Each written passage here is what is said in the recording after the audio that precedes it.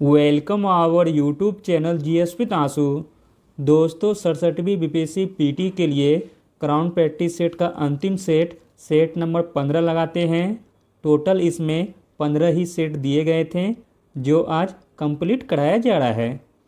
Video start करने से पहले दोस्तों आप लोगों से एक ही रिक्वेस्ट है, प्लीज़ दोस्तों वीडियो को लाइक शेयर ज़रूर करें। कंटेंट तैयार करने में दोस्तों बहुत मेहनत लगती है। चलिए दोस्तों शुरू करते हैं। पहला प्रश्न है, महावीर स्वामी का जन्म कहाँ हुआ था? तो दोस्तों महावीर स्वामी का जन्म हुआ था कुंडग्राम में। महावीर का जन्म 540 ईसा पूर्व में वैशाली के निकट कुंडग्राम या कुंडलपुर में हुआ था। वे 24वें तीर्थंकर थे। महावीर के बचपन का नाम वर्धमान था। अगला प्रश्न देखते हैं, मगध की प्रारंभिक राजधानी कौन सी थी? तो दोस्तों मगध की प्रारंभिक राजधानी थी राजगृह या गिरिवर्ज। अगला प्रश्न देखते हैं, सिकंदर के हमले के समय उत्तर भारत पर निम्नलिखित राजवंशों में से किस एक का शासन था? तो दोस्तों सिकंदर के हमले के समय उत्तर भारत पर शासन था नंद वंश का। अगला प्रश्न देखते हैं, किस प्राचीन नगर के अवशेष कुम्हरार स्थल से प्राप्त हुए हैं? तो दोस्तों पाटलिपुत्र नगर के अवशेष कुम्हरार स्थल से प्राप्त हुए हैं।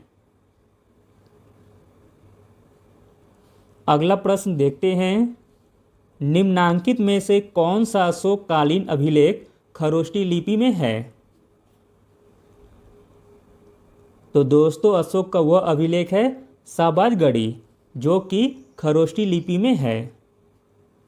अगला प्रश्न देखते हैं, मौर्य काल में टैक्स को छुपाने या चोरी के लिए इनमें से क्या दंड दिया जाता था? तो दोस्तों मौर्य काल में टैक्स को छुपाने या चोरी के लिए मृत्युदंड दिया जाता था। अगला प्रश्न देखते हैं, शक संवत कब प्रारंभ किया गया था? तो दोस्तों शक संवत प्रारंभ किया गया था 78 ईस्वी में। अगला प्रश्न देखते हैं, तोड़मान किस जातीय दल का था? तो दोस्तों तोड़मान हूण जातीय दल का था। अगला प्रश्न देखते हैं, हर्षचरित नामक पुस्तक किसने लिखी है? तो दोस्तों हर्षचरित नामक पुस्तक लिखी है बाणभट्ट ने। अगला प्रश्न देखते हैं, बोरोबुदुर स्तूप कहाँ स्थित है? तो दोस्तों बोरोबुदुर स्तूप स्थित है जावा में। अगला प्रश्न देखते हैं, 10 कुमार चरितम के रचनाकार कौन थे? तो दोस्तों 10 कुमार चरितम के रचनाकार थे दंडिन। अगला प्रश्न देखते हैं, राजा भोज ने शासन किया था? तो दोस्तों राजा भोज ने शासन किया था धार पर। अगला प्रश्न देखते हैं,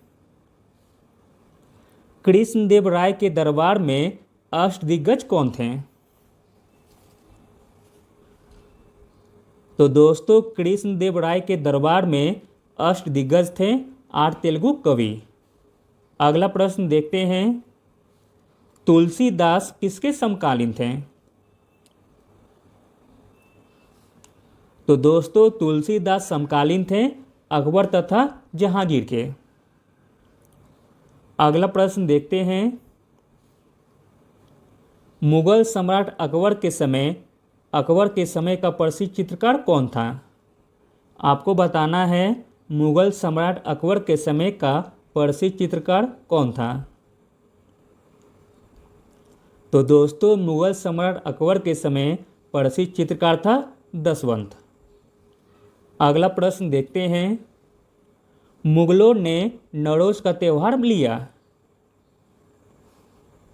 तो दोस्तों मुगलों ने नवरोज का त्यौहार लिया था पारसियों से।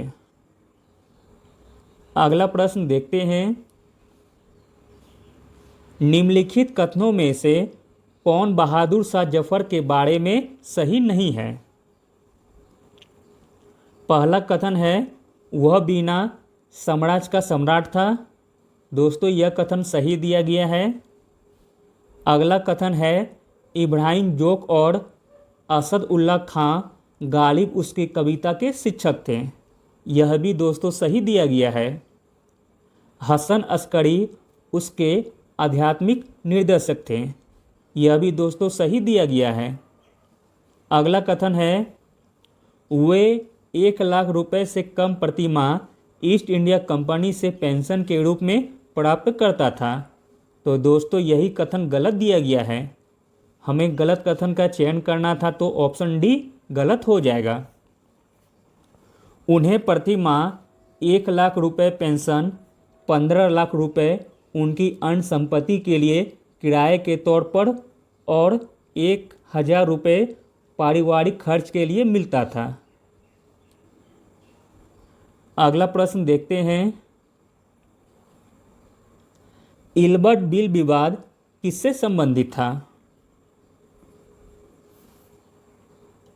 तो दोस्तों इल्बर्ट बिल विवाद संबंधित था यूरोप के लोगों के मामलों की सुनवाई करने के लिए भारतीय न्यायाधीशों पर लगाई गई अयोग्यताओं को हटाया जाना।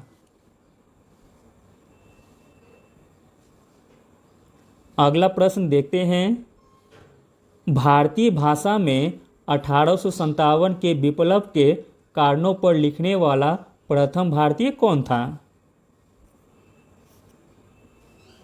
तो दोस्तों भारतीय भाषा में 1857 के विप्लव के कारणों पर लिखने वाला प्रथम भारतीय था सैयद अहमद खां।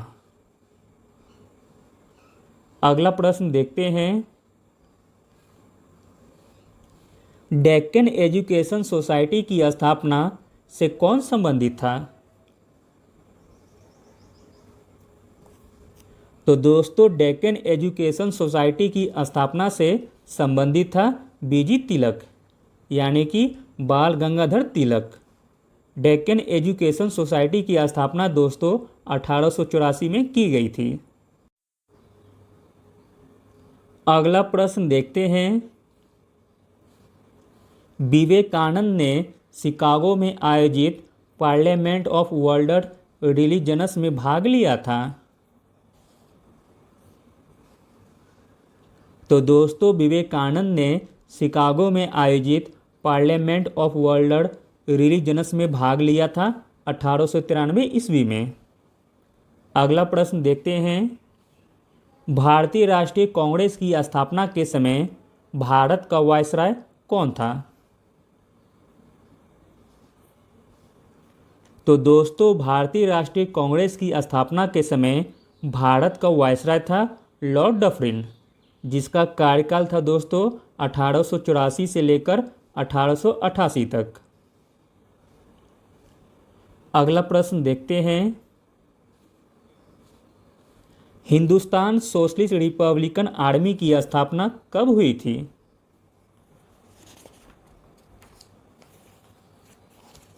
तो दोस्तों हिंदुस्तान सोशलिस्ट रिपब्लिकन आर्मी की स्थापना हुई थी वर्ष 1928 में।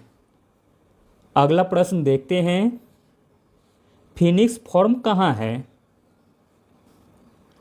तो दोस्तों फिनिक्स फॉर्म है डरबन अफ्रीका में। महात्मा गांधी ने फिनिक्स फॉर्म आश्रम की स्थापना डरबन दक्षिण अफ्रीका में की थी और यह आश्रम की स्थापना 1904 ईस्वी में की गई थी। अगला प्रश्न देखते हैं, बेगूसराय में चौकीदारी टैक्स के विरुद्ध आंदोलन एक हिस्सा था। तो दोस्तों बेगूसराय के चौकीदारी टैक्स के विरुद्ध आंदोलन एक हिस्सा था सविनय अवज्ञा आंदोलन का। अगला प्रश्न देखते हैं, वर्ष 1934 में पटना में अखिल भारतीय कांग्रेस समाजवादी पार्टी का संयोजक कौन था?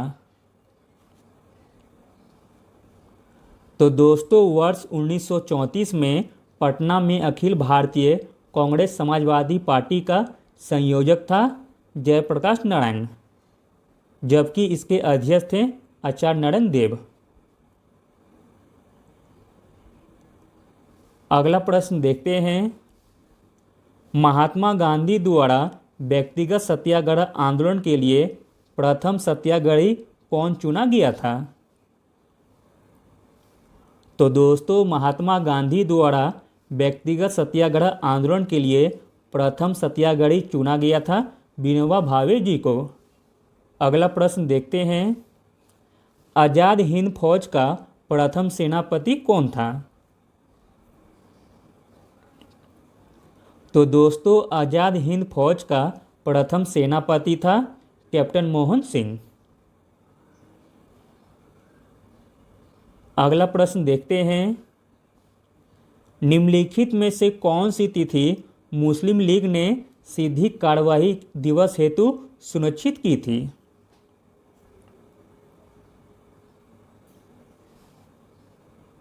तो दोस्तों 16 अगस्त 1946 को मुस्लिम लीग ने सीधी कार्रवाई दिवस हेतु सुनिश्चित की थी।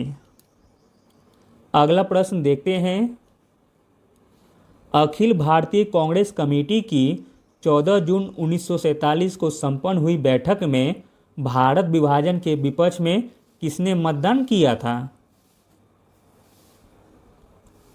तो दोस्तों भारत विभाजन के विपक्ष में मतदान किया था खान अब्दुल गफार खां, जिसे कि दोस्तों सीमांत गांधी के नाम से भी जानते हैं। अगला प्रश्न देखते हैं, निम्नलिखित में से किसने भारत सरकार अधिनियम 1935 को गुलामी का अधिकार पत्र कहा था? तो दोस्तों भारत सरकार अधिनियम 1935 को गुलामी का अधिकार पत्र कहा था जवाहरलाल नेहरू ने। अगला प्रश्न देखते हैं, किस पहले अध्यक्ष ने औपचारिक विक त्याग कर गांधी टोपी पहनकर सदन की अध्यक्षता की थी?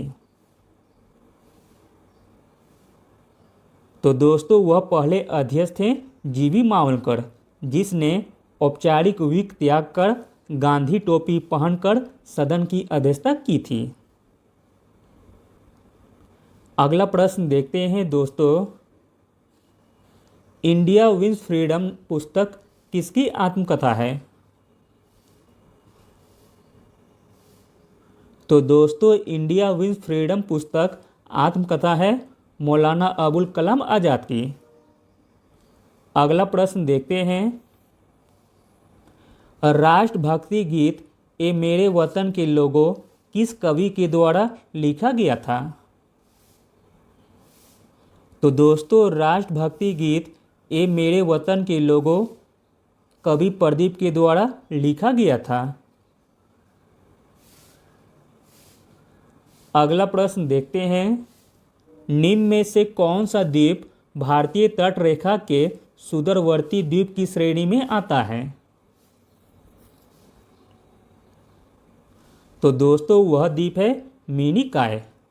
मिनिकॉय द्वीप भारतीय तट रेखा के सुदूरवर्ती द्वीप की श्रेणी में आता है।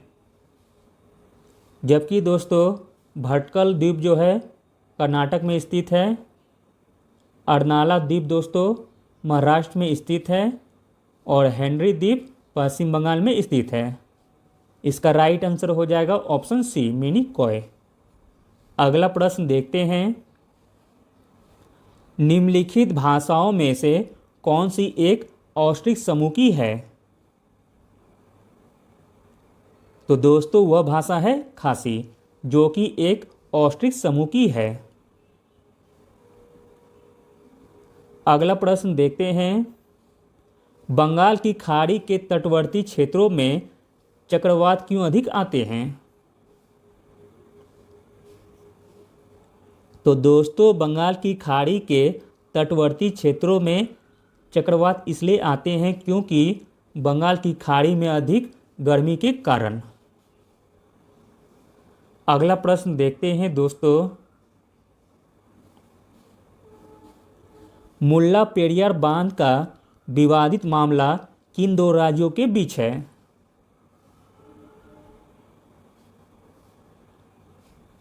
तो दोस्तों, मुल्ला पेरियार बांध का विवादित मामला तमिलनाडु व केरल राज्यों के बीच है।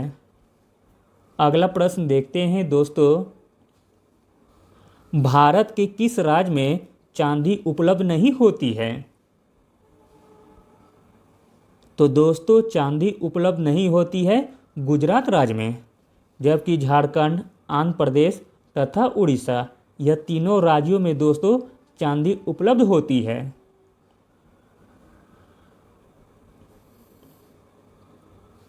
अगला प्रश्न देखते हैं, कोयले के संचित भंडार की दृष्टि से भारत के राज्यों का निम्नलिखित में से सही अवरोही क्रम क्या है?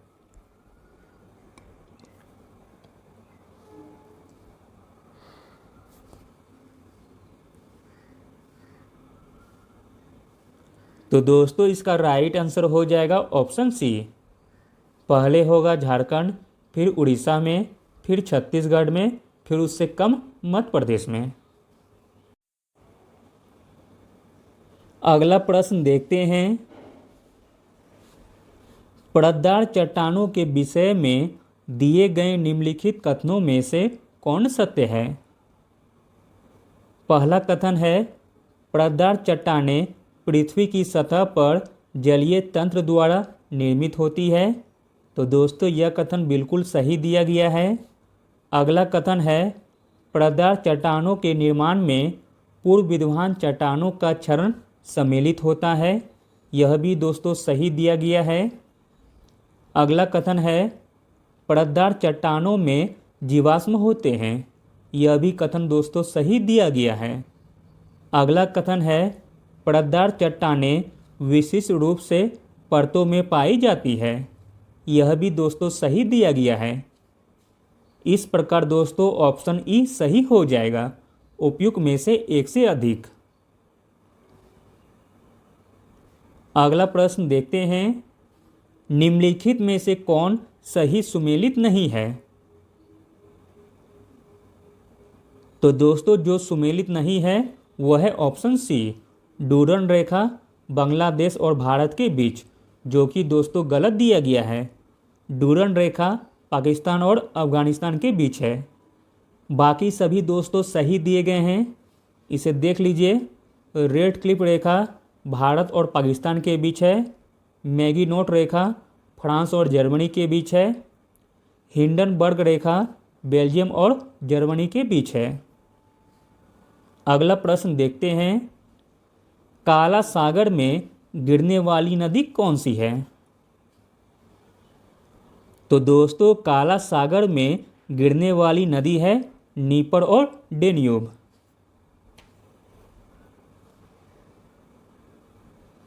अगला प्रश्न देखते हैं दोस्तों, निम्नलिखित में से कौन सी नहर दक्षिणी जर्मनी में आंतरिक जलमार्ग के रूप में प्रयोग की जाती है?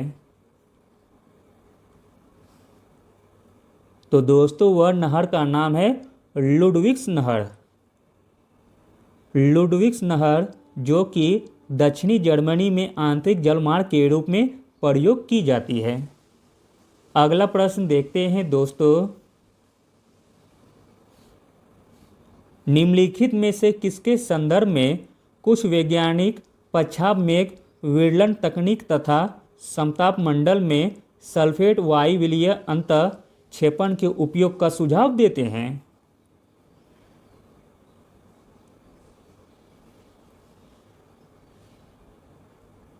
तो दोस्तों, इसका राइट आंसर हो जाएगा ऑप्शन डी।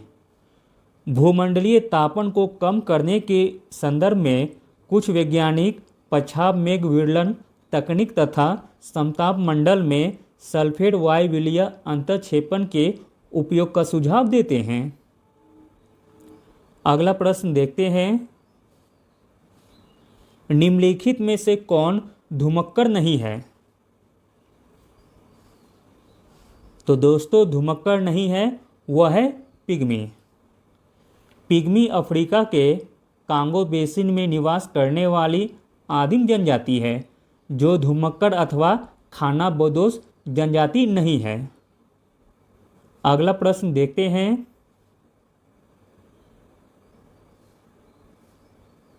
अगला प्रश्न है, भूगोल में नवनीतिवाद के सिद्धांत का प्रतिपादन किसने किया था?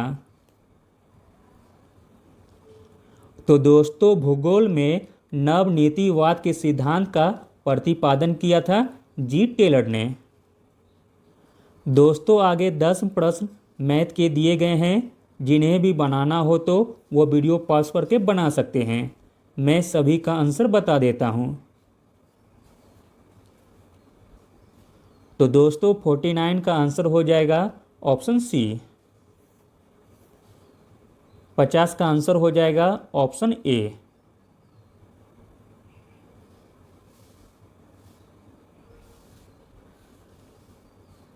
51 का आंसर हो जाएगा ऑप्शन डी।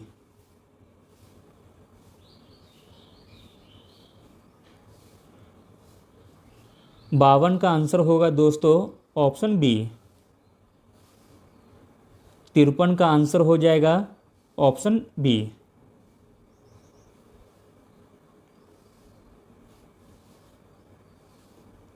54 का आंसर होगा ऑप्शन ए।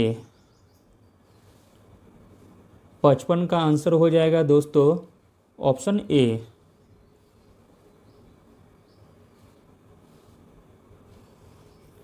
56 का आंसर हो जाएगा ऑप्शन बी।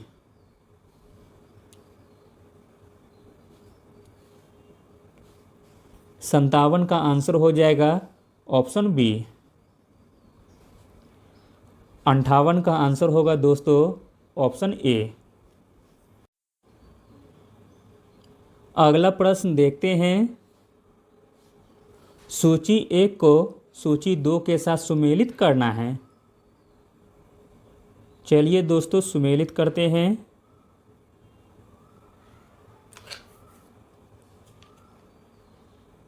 ए का मिलान हो जाएगा दोस्तों 3 से। स्टेथोस्कोप का प्रयोग हृदय की ध्वनि सुनने के लिए प्रयोग में लाते हैं। बी का मिलान हो जाएगा दोस्तों 4 से। स्फेग्नोमैनोमीटर का प्रयोग रक्तचाप मापने के लिए प्रयोग में लाते हैं। सी का मिलान हो जाएगा दोस्तों 2 से। कैरोटोमीटर का प्रयोग सोने की शुद्धता पता लगाने के लिए प्रयोग में लाते हैं। और डी का मिलान हो जाएगा दोस्तों 1 से। लक्स मीटर का प्रयोग प्रकाश की तीव्रता मापने के लिए प्रयोग में लाते हैं। तो दोस्तों इसका राइट आंसर हो जाएगा ऑप्शन सी। अगला प्रश्न देखते हैं। लोलक की कालावधि निर्भर करती है। तो दोस्तों लोलक की कालावधि निर्भर करती है, लंबाई के ऊपर निर्भर करती है। अगला प्रश्न देखते हैं। मथने के पश्चात क्रीम का दूध से पृथक हो जाने का कारण क्या है? तो दोस्तों मथने के पश्चात क्रीम का दूध से पृथक हो जाने का कारण है अपकेंद्रीय बल। अगला प्रश्न देखते हैं। एक इलेक्ट्रोजोनिक पुंज को फास्फोरस कोटेड पर्दे पर फोकस कर प्रतिबिंबों को पर्दे पर जनित करना कहलाता है। तो दोस्तों यह कहलाता है रोस्टर स्कैन। एक इलेक्ट्रॉनिक पुंज को फास्फोरस कोटेड पर्दे पर फोकस कर प्रतिबिंबों को पर्दे पर जनित करना कहलाता है रोस्टर स्कैन। अगला प्रश्न देखते हैं।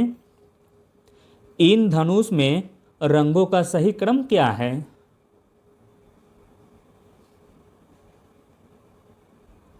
तो दोस्तों इन धनुष के रंगों का सही क्रम हो जाएगा नीला, हरा तथा पीला। इन धनुष में 7 रंगों का क्रम है भिप्जोड़। यानी कि बैंगनी, जामुनी, नीला, हरा, पीला, नारंगी एवं लाल। इंद्रधनुष में बाहरी भाग यानी किनारे पर लाल रंग तथा आंतरिक किनारा पर बैंगनी रंग होता है। अगला प्रश्न देखते हैं।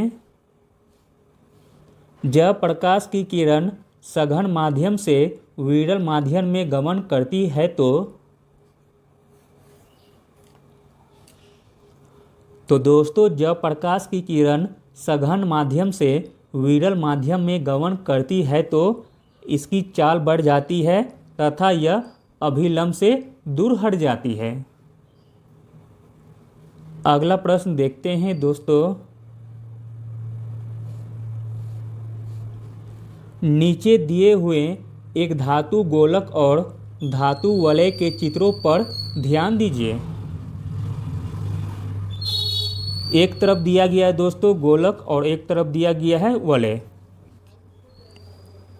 पत्ती से बने धातु वलय के छिद्र में धातु गोलक भर सकता है।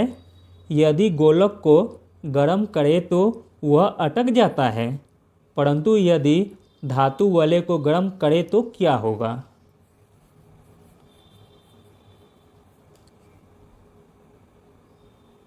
तो दोस्तों धातु वलय को गर्म करने से होगा गोलक निकल सकेगा, क्योंकि तापन से प्रसार वलय का व्यास बढ़ जाएगा।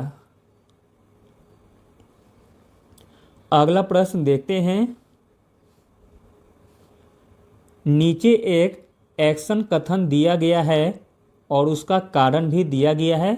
चलिए देखते हैं। कथन ए दिया गया है, ऊंचाई वाले स्थानों में भोजन पकाने के लिए उसमें नमक मिलाया जाता है। कारण आर दिया गया है, ऊंचाई वाले स्थानों में तापमान कम होता है। तो दोस्तों इसका राइट आंसर हो जाएगा ऑप्शन बी। ए व आर दोनों सही हैं, किंतु आर ए का सही व्याख्या नहीं है। अगला प्रश्न देखते हैं। 1 ग्राम बर्फ को 0 डिग्री तापक्रम से वाष्प में 100 डिग्री सेल्सियस तापक्रम तक ले जाने के लिए कितने कैलोरी ऊष्मा की आवश्यकता होगी?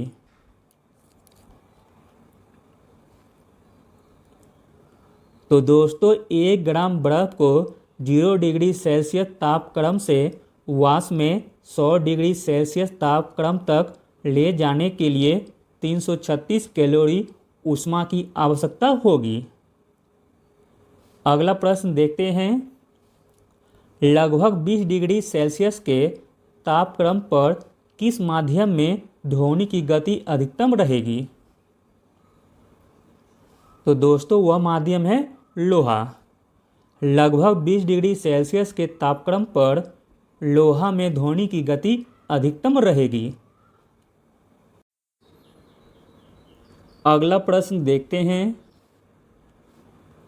सूची 1 में दिया गया है उपचयनांक और सूची 2 में दिया गया है तत्व। इन दोनों को आपको मिलान करना है। चलिए देखते हैं। तो दोस्तों ए का मिलान हो जाएगा 3 से। CaO का Ca उपचयनांक होता है 2। बी का मिलान हो जाएगा दोस्तों 4 से।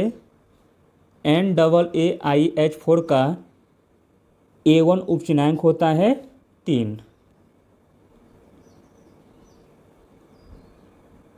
सी का मिलान हो जाएगा दोस्तों 1 से। MnO2 में Mn का उपचयनांक होता है 4 और डी का मिलान हो जाएगा दोस्तों 2 से।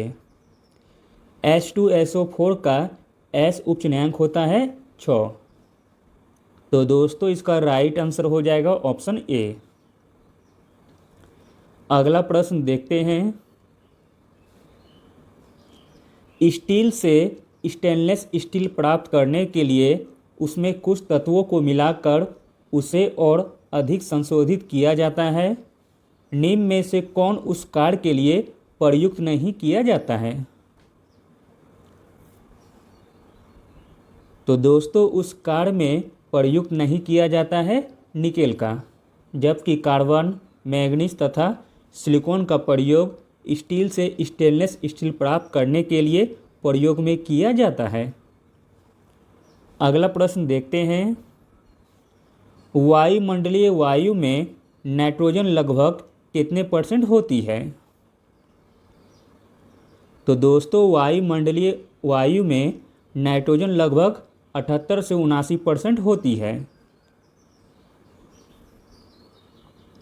अगला प्रश्न देखते हैं।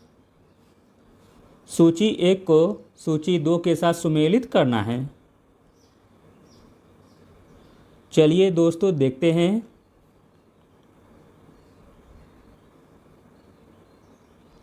तो दोस्तों ए का मिलान हो जाएगा 4 से, नीला थोथा का कॉपर सल्फेट से। बी का मिलान हो जाएगा 3 से एप्सम साल्ट का मैग्नीशियम सल्फेट से। सी का मिलान हो जाएगा दोस्तों 1 से बेकिंग सोडा का सोडियम बाइकार्बोनेट से। और डी का मिलान हो जाएगा 2 से कास्टिक सोडा का सोडियम हाइड्रोक्साइड से। तो दोस्तों इसका राइट आंसर होगा ऑप्शन डी।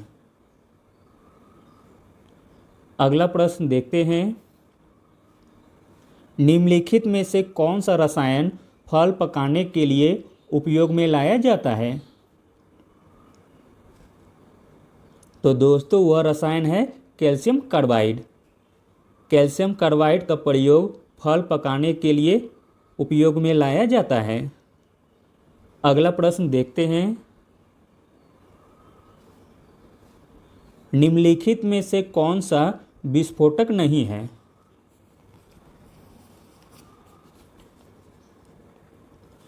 तो दोस्तों जो विस्फोटक नहीं है वह है नाइट्रोक्लोरोफॉर्म। नाइट्रोक्लोरोफॉर्म विस्फोटक नहीं है।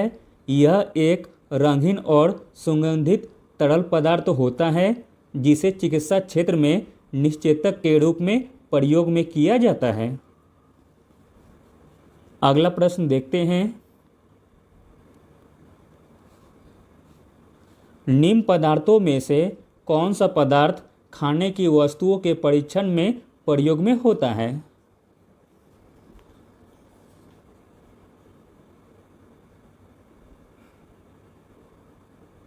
तो दोस्तों सोडियम बेंजोएट का प्रयोग खाने की वस्तुओं के परीक्षण में प्रयोग में होता है। ऑप्शन सी दोस्तों सही हो जाएगा। अगला प्रश्न देखते हैं। निम्नांकित में से कौन सा उर्वरक मृदा में सर्वाधिक अम्ल छोड़ता है? तो दोस्तों उर्वरक मृदा में सर्वाधिक अम्ल छोड़ता है अमोनियम सल्फेट। अगला प्रश्न देखते हैं। सूची 1 को सूची 2 के साथ सुमेलित करना है। देखते हैं। तो दोस्तों ए का मिलान हो जाएगा 3 से लोहा जो कि हीमोग्लोबिन में पाया जाता है। बी का मिलान हो जाएगा दोस्तों 4 से सीसा जो कि संचायक बैटरी में पाया जाता है। सी का मिलान हो जाएगा दोस्तों 1 से चांदी जो कि फोटोग्राफी में पाई जाती है। और डी का मिलान हो जाएगा दोस्तों 2 से तांबा जो कि चालित चालक बनाने में प्रयोग में लाते हैं। तो दोस्तों इसका राइट आंसर हो जाएगा ऑप्शन डी। अगला प्रश्न देखते हैं। एक कार बैटरी में प्रयुक्त विद्युत अपघट्य होता है। तो दोस्तों एक कार बैटरी में प्रयुक्त विद्युत अपघट्य होता है सल्फ्यूरिक अम्ल का। अगला प्रश्न देखते हैं। निम्नलिखित में से सील किस जाति का है? तो दोस्तों सील है स्तनपायी जाति का। अगला प्रश्न देखते हैं। पलवान जीन या जंपिंग जीन के सिद्धांत का प्रतिपादन किसने किया था? तो दोस्तों जंपिंग जीन के सिद्धांत का प्रतिपादन किया था बारबरा मैकिलटॉक ने। अगला प्रश्न देखते हैं, रुधिर के प्लाज्मा में निम्नलिखित में से किसके द्वारा एंटीबॉडी निर्मित होती है?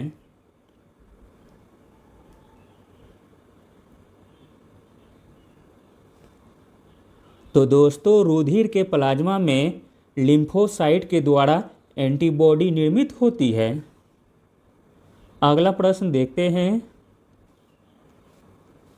प्रकाश संश्लेषण में तो दोस्तों प्रकाश संश्लेषण में सौर ऊर्जा ऊष्मा ऊर्जा में परिवर्तित होती है। अगला प्रश्न देखते हैं, बाल जिस प्रोटीन का बना होता है उसे कहते हैं? तो दोस्तों बाल जिस प्रोटीन का बना होता है उसे कहते हैं केराटिन। अगला प्रश्न देखते हैं, कौन सा हार्मोन लड़ो और उड़ो हार्मोन कहलाता है?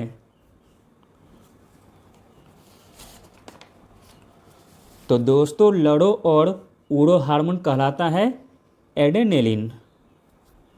अगला प्रश्न देखते हैं, शरीर के जोड़ों में गठिया रोग यानी कि आर्थराइटिस निम्नलिखित में से किसके जमाव से होता है?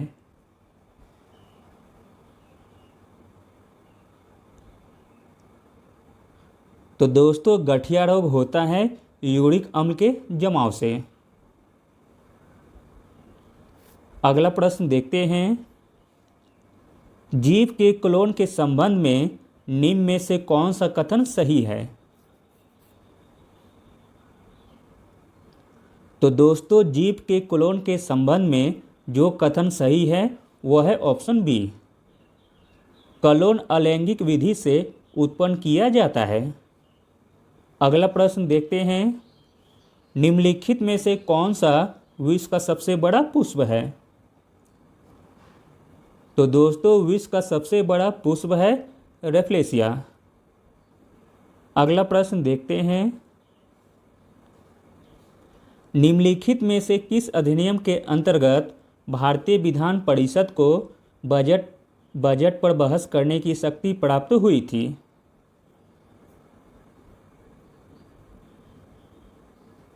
तो दोस्तों वह अधिनियम था भारतीय परिषद अधिनियम 1892।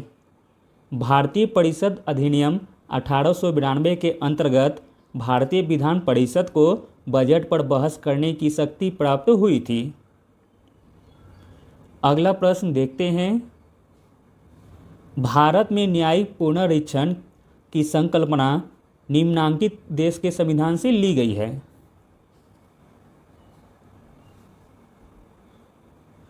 तो दोस्तों भारत में न्यायिक पुनरीक्षण की संकल्पना संयुक्त राज्य अमेरिका से ली गई है।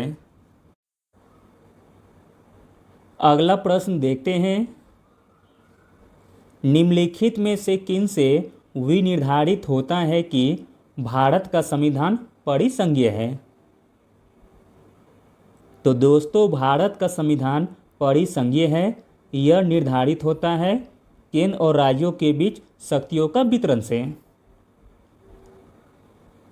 अगला प्रश्न देखते हैं,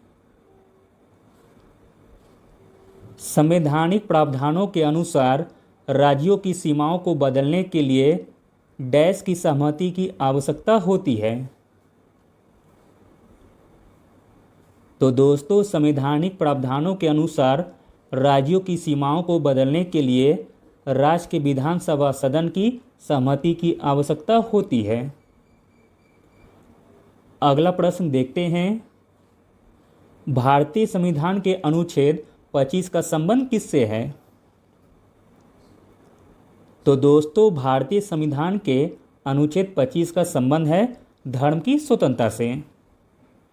भारतीय संविधान के अनुच्छेद 25 से 28 में धार्मिक स्वतंत्रता के अधिकार का प्रावधान किया गया है।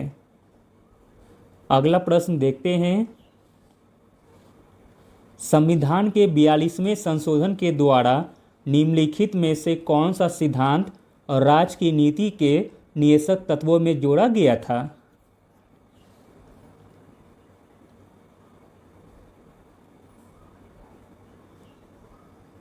तो दोस्तों वह तत्व जो जोड़ा गया था वह था उद्योगों के प्रबंधन में कामगारों की सहभागिता।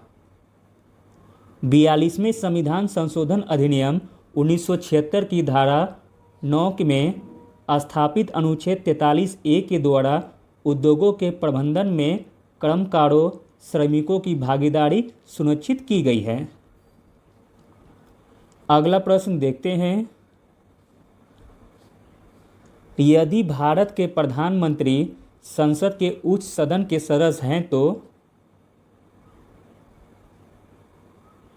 दोस्तों यदि भारत के प्रधानमंत्री संसद के उच्च सदन के सदस्य हैं तो वे अविश्वास प्रस्ताव की स्थिति में अपने पक्ष में वोट नहीं दे सकेंगे।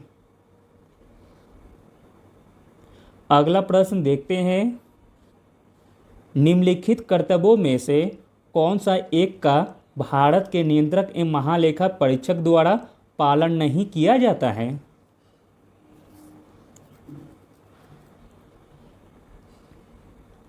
तो दोस्तों भारत के नियंत्रक एवं महालेखा परीक्षक द्वारा पालन नहीं किया जाता है वह है ऑप्शन डी, सार्वजनिक धन की प्राप्ति और निर्गम का नियंत्रण करना और यह सुनिश्चित करना कि सार्वजनिक राजस्व राजकोष में जमा हो।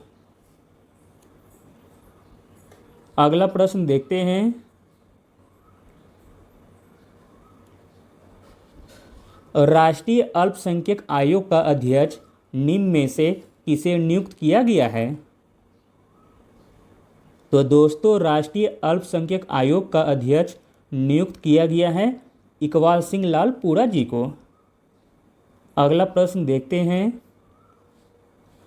राज्यसभा में होते हैं तो दोस्तों राज्यसभा में होते हैं 250 सदस्य जिनमें से 12 सदस्य भारत के राष्ट्रपति के द्वारा मनोनीत किए जाते हैं। अगला प्रश्न देखते हैं। निम्नलिखित में से किनको लोकसभा और राज्यसभा दोनों के निर्वाचन में मतदान का अधिकार है? तो दोस्तों लोकसभा और राज्यसभा दोनों के निर्वाचन में मतदान का अधिकार है वो है राज्य विधानमंडल के निम्न सदन के निर्वाचित सदस्यों को। अगला प्रश्न देखते हैं। बजट पर संसद के नियंत्रण के विषय में निम्नलिखित में से कौन सी बात सही नहीं है?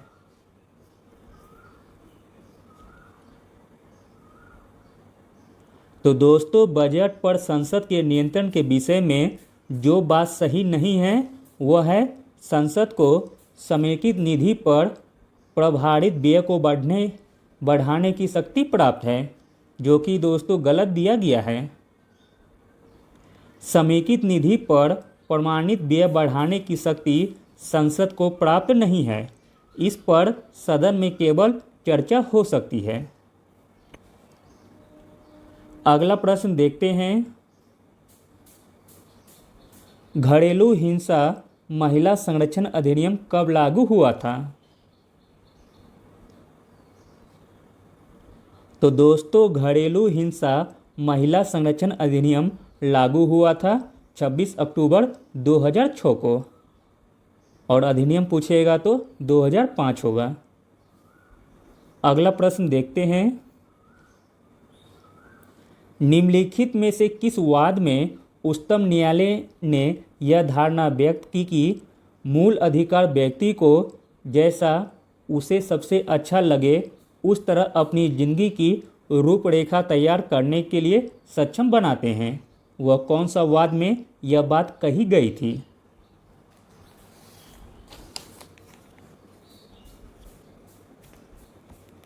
तो दोस्तों वह वाद थी गोलकनाथ बनाम स्टेट ऑफ पंजाब में। सर्वोच्च न्यायालय द्वारा गोलकनाथ बनाम पंजाब राज्य 1967 वाद में यह व्यक्त की गई थी। अगला प्रश्न देखते हैं।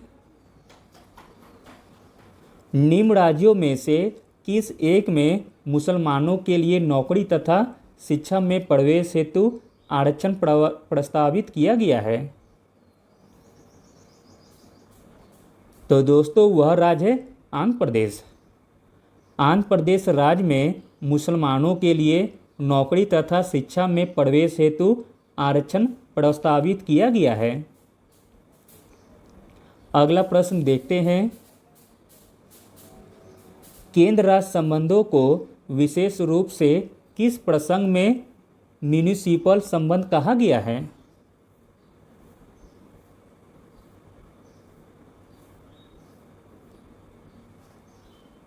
तो दोस्तों केंद्र राज्य संबंध को विशेष रूप से म्यूनिसिपल संबंध कहा गया है।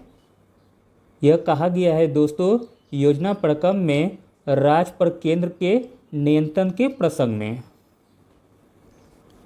केंद्र राज्य के बीच वैसा संबंध जो आपसी भागीदारी और परस्पर सहयोग पर आधारित हो उसे म्यूनिसिपल संबंध कहते हैं। योजना प्रकल्प में राज्य पर केंद्र के नियंत्रण के प्रसंग को म्यूनिसिपल संबंध कहा गया है। अगला प्रश्न देखते हैं। किस राज्य की सोजत मेहंदी को सरकार की ओर से जीआई टैग प्रदान किया गया है? तो दोस्तों राजस्थान राज्य की सोजत मेहंदी को सरकार की ओर से जीआई टैग प्रदान किया गया है। अगला प्रश्न देखते हैं। राष्ट्रीय मानव अधिकार आयोग के अध्यक्ष एवं अन्य सदस्यों की नियुक्ति के लिए सिफारिशों करने वाली समिति का कौन सदस्य नहीं है?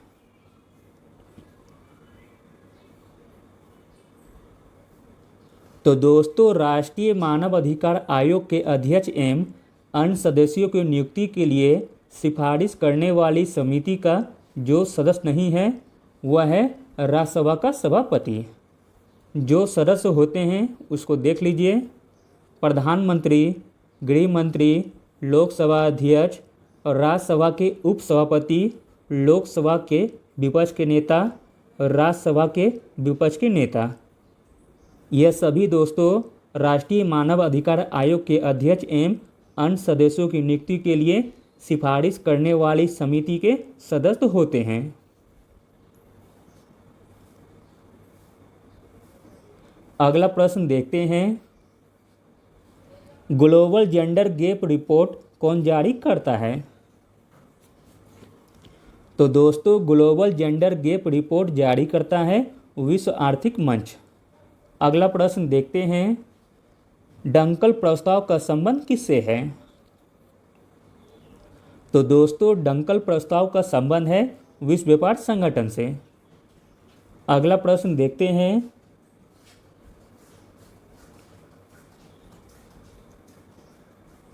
भारतीय संविधान में आपातकालीन प्रावधान डैश के संविधान से लिए गए हैं?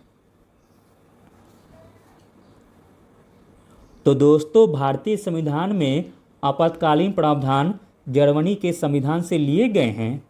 अगला प्रश्न देखते हैं। कोपा अमेरिका कप 2021 किसने जीता? तो दोस्तों कोपा अमेरिका कप 2021 जीता है अर्जेंटीना ने। कोपा अमेरिका 2021 अर्जेंटीना ने ब्राज़ील को हराकर जीता है।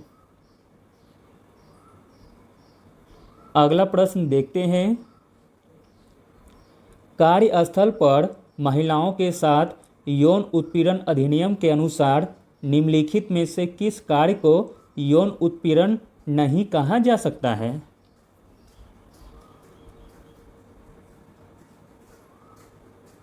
तो दोस्तों वह कार्य है ऑफिस के केबिन में बैठक। ऑफिस के केबिन में बैठक को यौन उत्पीड़न नहीं कहा जा सकता है। अगला प्रश्न देखते हैं। KVIC ने हाल ही में किस राज्य में तूसर रेशम धागा उत्पादन केंद्र की स्थापना की है?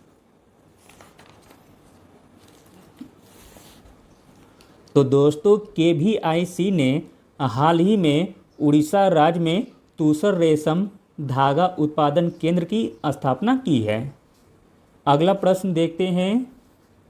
केंद्रीय रेल मंत्री पीयूष गोयल ने किस वर्ष तक भारत को विश्व में पहली प्रदूषण रहित रेलवे बनने की घोषणा की है?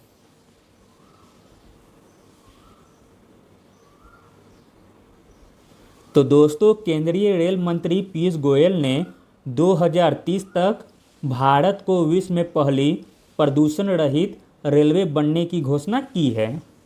अगला प्रश्न देखते हैं, हाल ही में किस राज्य सरकार ने निजी क्षेत्र की नौकरियों में 75% राज्य के युवाओं के लिए आरक्षण को मंजूरी प्रदान कर दी है? तो दोस्तों वह राज्य है हरियाणा।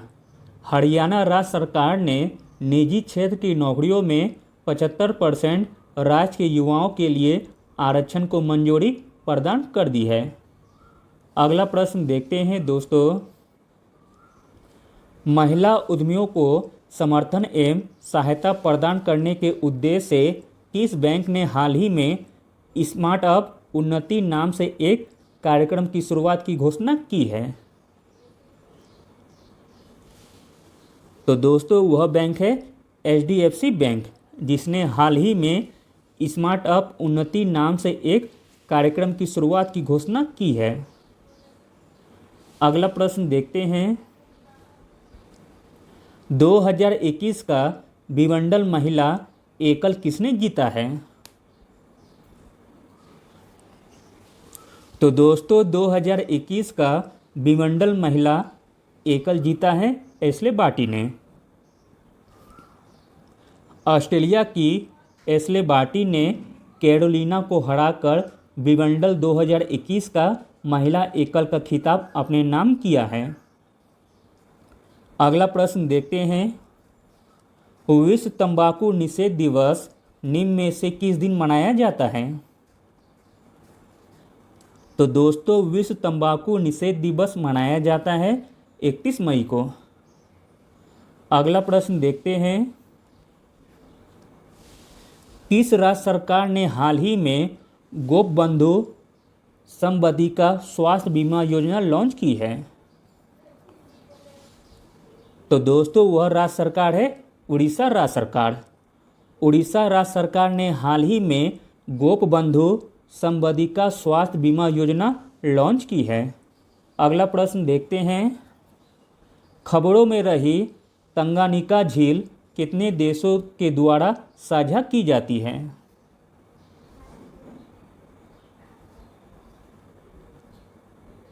तो दोस्तों तंगानिका झील 4 देशों के द्वारा साझा की जाती है और वे 4 देश के नाम हैं तंजानिया, कांगो, बुरुंडी और जाम्बिया। अगला प्रश्न देखते हैं, विश्व दुग्ध दिवस यानी कि वर्ल्ड मिल्क डे किस दिन मनाया जाता है? तो दोस्तों वर्ल्ड मिल्क डे मनाया जाता है 1 जून को। अगला प्रश्न देखते हैं, इजराइल के नए प्रधानमंत्री के रूप में निम्न में से किसने शपथ लेकर कार्यभार संभाल लिया है? तो दोस्तों इजराइल के नए प्रधानमंत्री बने हैं नाफ्ताली बेनेट। अगला प्रश्न देखते हैं, दिल्ली सरकार ने किस पूर्व ओलंपिक पदक विजेता को दिल्ली खेल विश्वविद्यालय का पहला कुलपति नियुक्त किया है?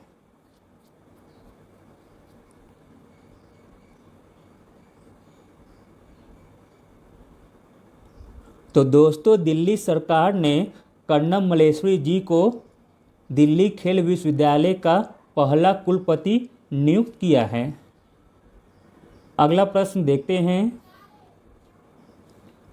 23 जुलाई को होने वाले टोक्यो ओलंपिक के उद्घाटन समारोह में भारतीय दल के ध्वजवाहक के रूप में निम्नलिखित में से किसने चुना गया है? तो दोस्तों 23 जुलाई को होने वाले टोक्यो ओलंपिक के उद्घाटन समारोह में भारतीय दल के ध्वजवाहक के रूप में चुना गया है MC मैरी कॉम और मनप्रीत सिंह जी को। अगला प्रश्न देखते हैं, हाल ही में नेपाल के नए प्रधानमंत्री के रूप में किसने शपथ ली है? तो दोस्तों नेपाल के नए प्रधानमंत्री के रूप में शपथ ली है शेर बहादुर देबुआ ने।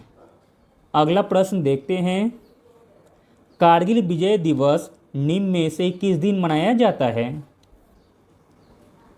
तो दोस्तों कारगिल विजय दिवस मनाया जाता है 26 जुलाई को। अगला प्रश्न देखते हैं, भारतीय नौसेना का नया उप प्रमुख निम्न में से किसे नियुक्त किया गया है?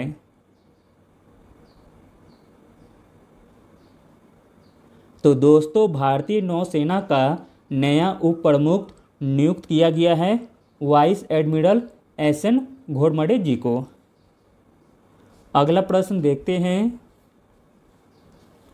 केंद्रीय स्वास्थ्य मंत्री मनसुख मंडाविया के अनुसार भारत में क्षय रोग यानी कि टीबी के कितने % मामले 15 से 45 आयु वर्ग के हैं? तो दोस्तों केंद्रीय स्वास्थ्य मंत्री मनसुख मंडाविया के अनुसार भारत में क्षय रोग के 65% मामले 15 से 45 आयु वर्ग के हैं।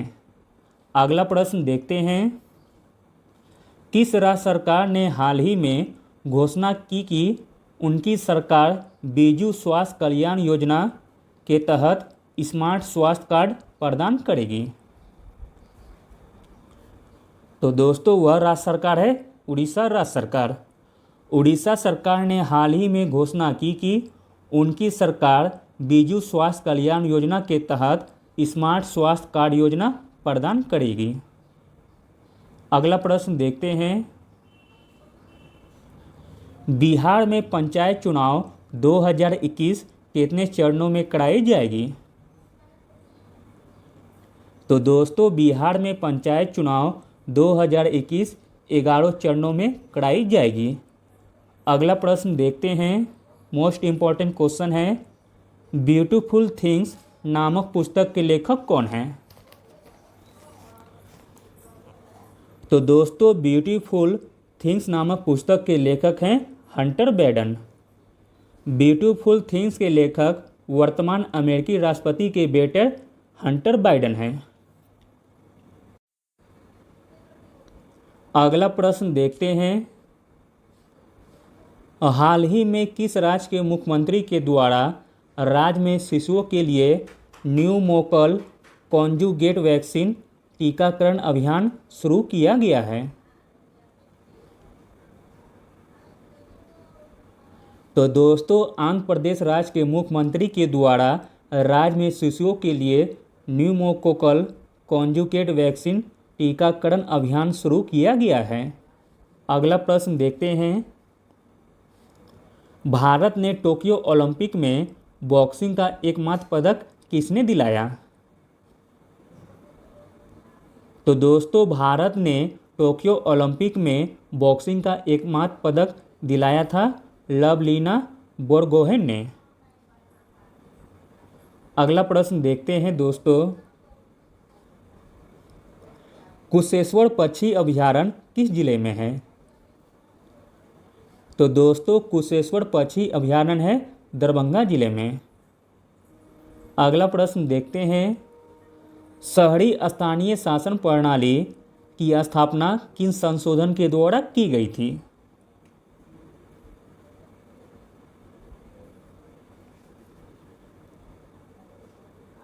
तो दोस्तों शहरी स्थानीय शासन प्रणाली की स्थापना 74वें संशोधन के द्वारा की गई थी। 1992 के 74वें संविधान संशोधन अधिनियम ने शहरी सरकार की व्यवस्था का संवैधानिक बनाया। अगला प्रश्न देखते हैं दोस्तों, निम्नलिखित में से किस संवैधानिक संशोधन ने राष्ट्रपति को भारत के किसी विशेष हिस्से पर राष्ट्रीय आपातकाल लगाने के लिए अधिकार दिया है? तो दोस्तों वह संशोधन है 42वां संशोधन। 42वां संवैधानिक संशोधन ने राष्ट्रपति को भारत के किसी विशेष हिस्से पर राष्ट्रीय आपातकाल लगाने के लिए अधिकार दिया है। अगला प्रश्न देखते हैं, केंद्र सरकार द्वारा बिहार के किस स्थान पर भारतीय पर्यटन एवं यात्रा प्रबंधन संस्थान स्थापित करने की घोषणा की गई है? तो दोस्तों वह स्थान है बोध गया। केंद्र सरकार द्वारा बिहार के बोध गया स्थान पर भारतीय पर्यटन एवं यात्रा प्रबंधन संस्थान स्थापित करने की घोषणा की गई है। अगला प्रश्न देखते हैं। अभी हाल ही में बिहार के मुख्यमंत्री नीतीश कुमार ने सड़क दुर्घटना में मृत्यु होने पर उनके आश्रित को कितने मुआवजा देने की घोषणा की है?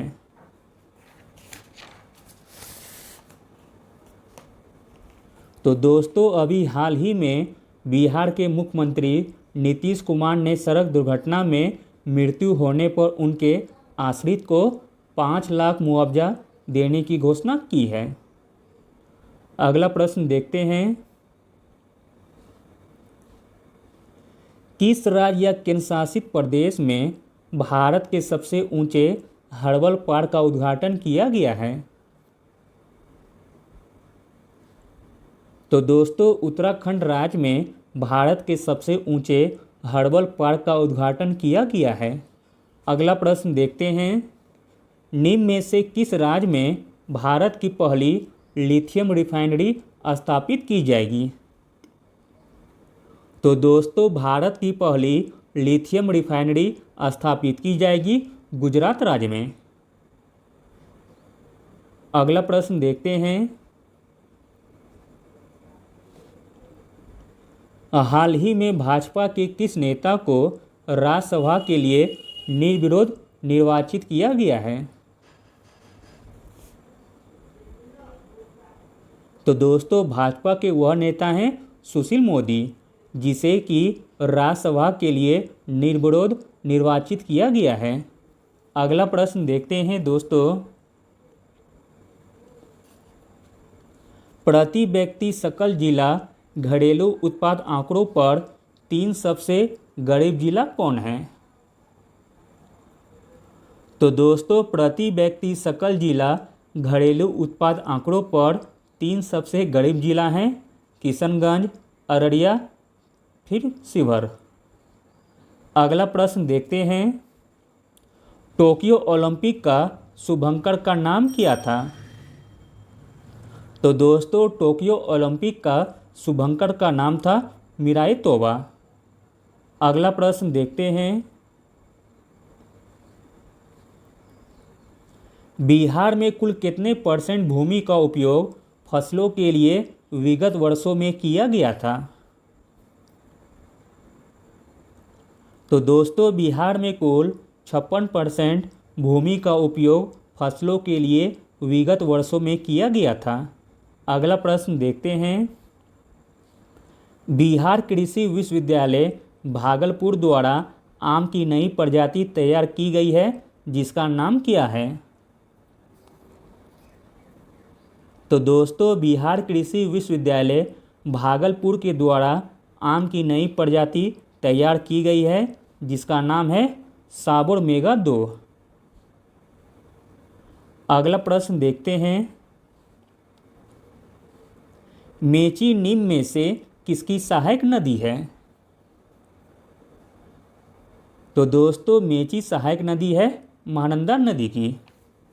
मेची तथा कंकई महानंदा की सहायक नदियां हैं। अगला प्रश्न देखते हैं। 2011 की जनगणना के अनुसार बिहार के किस जिले में सर्वोच्च लिंगानुपात दर्ज किया गया है?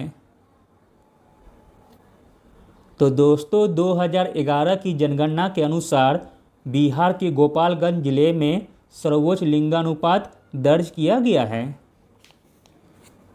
और गोपालगंज में लिंगानुपात है दोस्तों 1021 तथा न्यूनतम लिंगानुपात वाला जिला है मुंगेर, जिसकी संख्या है 876। अगला प्रश्न देखते हैं। मॉन्ट्रिक्स रिकॉर्ड किसका रजिस्टर है? तो दोस्तों मॉन्ट्रिक्स रिकॉर्ड रजिस्टर है मानव जनित गतिविधियों के तहत खतरे में जलीय स्थान का। अगला प्रश्न देखते हैं। टोक्यो पैरालंपिक में गोल्ड मेडल जीतने वाले प्रमोद भगत का संबंध बिहार के किस जगह से है? तो दोस्तों टोक्यो पैरालंपिक में गोल्ड मेडल जीतने वाले प्रमोद भगत का संबंध है बिहार के हाजीपुर से। अगला प्रश्न देखते हैं। हाल ही में प्रधानमंत्री नरेंद्र मोदी ने इस्कॉन के संस्थापक प्रभुपाद के जयंती के उपलक्ष्य में कितने रुपए का स्मारक सिक्का जारी किया है? तो दोस्तों हाल ही में प्रधानमंत्री नरेंद्र मोदी ने इस्कॉन के संस्थापक प्रभुपाद के जयंती के उपलक्ष्य में 125 रुपये का स्मारक सिक्का जारी किया है। अगला प्रश्न देखते हैं। भारत के वर्तमान कानून मंत्री कौन हैं? तो दोस्तों भारत के वर्तमान कानून मंत्री है किरण रिजिजू। अगला और अंतिम प्रश्न देखते हैं दोस्तों। क्योटो प्रोटोकॉल के अनुसार ग्रीन हाउस गैसों की संख्या कितनी है? तो दोस्तों क्योटो प्रोटोकॉल के अनुसार ग्रीन हाउस गैसों की संख्या है 6 और उनके नाम हैं जल वाष्प, carbon dioxide, methane, hydrofluorocarbon, chlorofluorocarbon तथा ओजोन। Thank you.